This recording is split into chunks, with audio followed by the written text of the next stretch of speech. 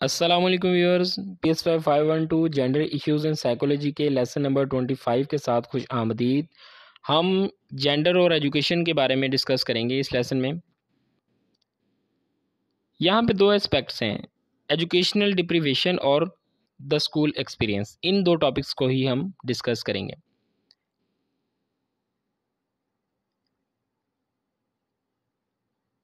ये highlighted point है, MCQs के हवाले से इंपॉर्टेंट है, इसको आप लोग पढ़ लीजिएगा।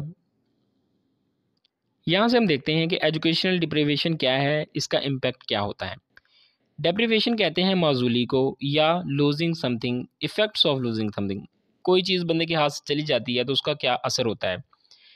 दुनिया में बहुत से लोग ऐसे हैं जिनको तालीम की सहूलियात नहीं मिलती। इस चीज़ का असर आम तौर पर औरतों पर ज़्यादा होता है, क्योंकि और एक औरत के अनपढ़ होने की वजह से ना सिर्फ इस पर खुद पर नेगेटिव असरात होते हैं, बल्कि इसके पैदा होने वाले बच्चों पर भी इसका असर होता है, क्योंकि औरत जितनी ज़्यादा एजुकेटेड होगी वो इसी हिसाब से उतने अच्छे तरीके से बच्चों की तरबियत कर पाएगी। Barriers to women education. Barriers क्या हैं? कल्चर प्रैक्टिसेस हैं कि कुछ कल्चर्स में औरतों की पढ़ाई को अच्छा नहीं समझा जाता, उन्हें बहुत कम तालीम दी जाती है या फिर उन्हें सिरे से पढ़ाया ही नहीं जाता। तो जिस तरह कुछ कल्चर्स में लड़कियों की तालीम को अच्छा नहीं समझा जाता, तो वहाँ पर उनको तालीम नहीं दी जाती।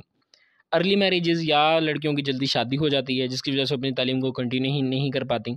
Lack of educational facilities. कुछ इलाकों में लड़कों की तालीम के लिए तो स्कूल्स बनाए जाते हैं, फैसिलिटीज़ प्रोवाइड की जाती हैं उनको एजुकेशन की, लेकिन लड़कियों की एजुकेशन पर तवज्जो नहीं दी जाती।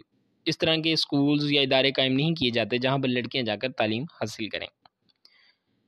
हमारा दूसरा टॉपिक जो है इस लेक्चर का वो है स्कूल एक्सपीरियंस एंड जेंडर।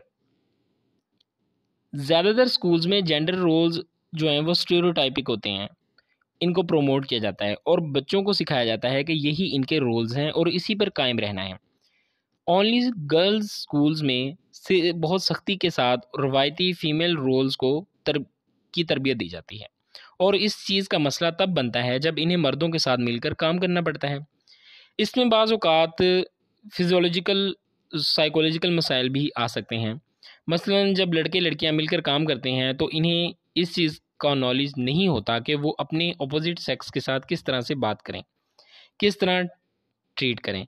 इसी तरह वो लड़के अकेले तालीम हासिल करते हैं, उनको भी इस तरह मसाइल आते हैं, वो नहीं जानते कि फ़ीमेल्स के साथ किस तरह उन्हें ट्रीट करना है, किस तरह उनके साथ एक्ट करना है। यहाँ पर कहा यह जा रहा है कि तालीम के इंस्टीट्यूशंस जो हैं, जो इनमें इनिशियल जो स्टेजेस हैं, इन पर बच्चों को एजुकेशन का सिस्टम होना चाहिए। लड़के और लड़कियां मिलकर तालीम हासिल करें ताकि इनकी डीलिंग्स और बिहेवियर्स में फ़र्क आए, वो जान सकें कि किस तरह ऑपोजिट जेंडर के साथ डील करना है। व्यूअर, ये था आपका PS 512 का lesson number 25। I hope I made it clear. मिलते हैं जल्दी अपने नेक्स्ट लेसन के साथ। टिल देन टेक केयर, अल्लाह हाफिज़।